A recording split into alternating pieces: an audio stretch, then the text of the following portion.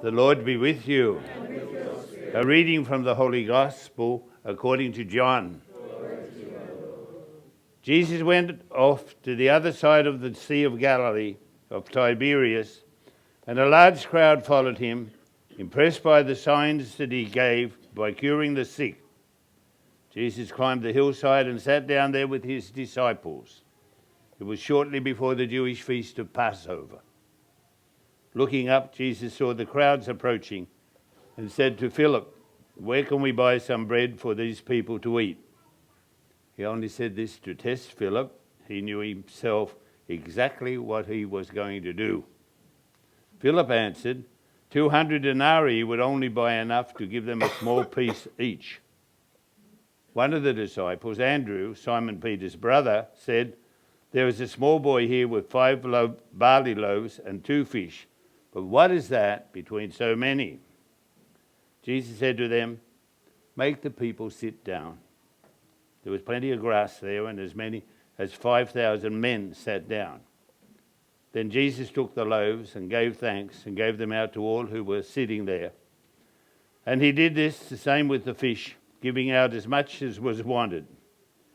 And when they'd eaten enough, he said to his disciples, "Pick up the pieces left over so that nothing gets wasted." So they picked them up and filled 12 hampers with scraps left over from the meal of 5 barley loaves. The people, seeing this sign that he had given, said, "This really is the prophet who is to come into the world." Jesus, who could see they were about to come and take him by force and make him king, escaped back to the hills by himself. The Gospel of the Lord. Praise to you, Lord Jesus Christ. Amen.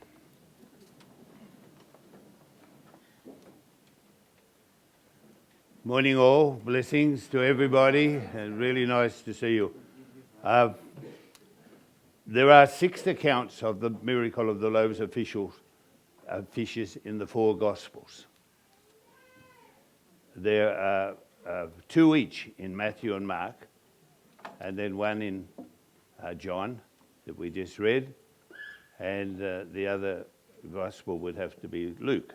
Did that add up to 6? Yes, nod your head. All right. So it is the most repeated and blessed story that is told in the Gospels, because no other event is recorded that many times. Now, in the homily today, I've studied the 6 accounts, and I'll jumble them a bit together because there are obviously 2 different miracles. One, for example, there was 12 baskets left over. Another one, there was 7 baskets left over or something sometimes. And we can talk about all those numbers. But there's 2 different miracles. One was in the springtime, one was in the summer, I can tell you that. Because when they only have grass in Jerusalem when it's in the good season, all right? They sat on the grass. The other one, they sat on the ground. So without getting into let's take what's common to the whole 6 of them, which is that he took it, he blessed it, he broke it, and he gave it. And that the prayers that we have in the Eucharist, this is very much connected with the Eucharist. So let's have a look at what happened, because I love it. Looking up, Jesus saw the crowds approaching, and he said to Philip, "Where are we going to get some bread for these people to eat?" He said this to test Philip, because he knew what he was going to do. You know, all my life as a priest in the parish, I used to get terribly frustrated because we were always faced with impossible situations and just didn't know what to do. Wouldn't happen here, Joe. I know you'd never have impossible situations. You never have problems about how we're going to do this and how you're going to do that. You know, and every time you ask the people about how we were going to do any of these things, it came down to 2 answers. And the 2 answers are in the Gospel today, and they're in the other accounts of the miracle of loaves and fishes all the time. The first answer is we haven't got enough money. Where are you going to get 200 denarii? You know, there's Philips in every parish council. And where are we going to get enough money to do it? What we are talking about is an impossible situation. What the miracle of the loaves and fishes is about is how do you deal with impossible situations? And there's two answers that the world gives. And we'll let the disciples this time be the world. The first answer is we haven't got enough money. The second answer is you can guess the answer now. Listen around. What do people say when you put a project out before them? What's the second one, Joe? We haven't got enough money. What? The other one is we haven't got enough time. Who was the apostle that said he hasn't got a name in the Gospels? Send them home, it's getting late. Send them home, it's getting late. You know, we haven't got enough money and we haven't got enough time. And you know, time and money don't matter to Jesus. Yeah, did someone ask me to leave already? Did someone ask me to leave and go home and say, what's he talking about? If time and money doesn't matter, what do we do? What do we do? So Andrew comes up as near as you got to a helper. I'm thinking about my parish council again, not here, not this community. I'm hamming it up for you, is all that happens everywhere. Andrew came up and he said, I found 5 loaves and 2 fishes, but what good's that going to be? He's the pessimist, you know. What good's that going to be? You always got to have a pessimist on the parish. You've got to have a financial wizard, one, that can tell you haven't got enough money. You've got to have someone that tells you haven't got enough time. You may as well give it away because you can't fit it into my busy schedule. And then you've got the pessimist that said, well, we have got a little bit, but what good's that going to do? It's just like home. What did Jesus say? Jesus said, this is the core of what it's about. Give it to me. Give what you got to me. Put what you have got in the hands of the Lord. Now, in Eucharist, we come to Mass, and you do beautifully and you worship so well. We've got lots of times in the Mass for prayers of intercession, to pray for Auntie Mary and Uncle Bill and all the wonderful needs that you have in your family, to pray for people. But the Eucharist itself is to bringing what you have got and putting it in the hands of Jesus. Because he takes it, he breaks it, he blesses it, and it's common to every one of these accounts. And that's the very words that we used in the Mass.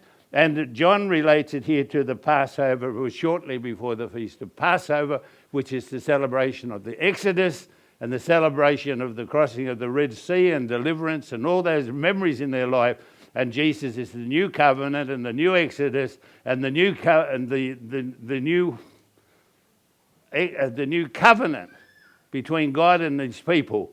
And the covenant is based on bringing what we have got before the Lord. Now, when the 5 loaves in this story were put in the hands of Jesus, the miracle happened in the hands of Jesus. The miracle clearly in every account. I've had some great arguments with priest friends and scripture people about this one. Right?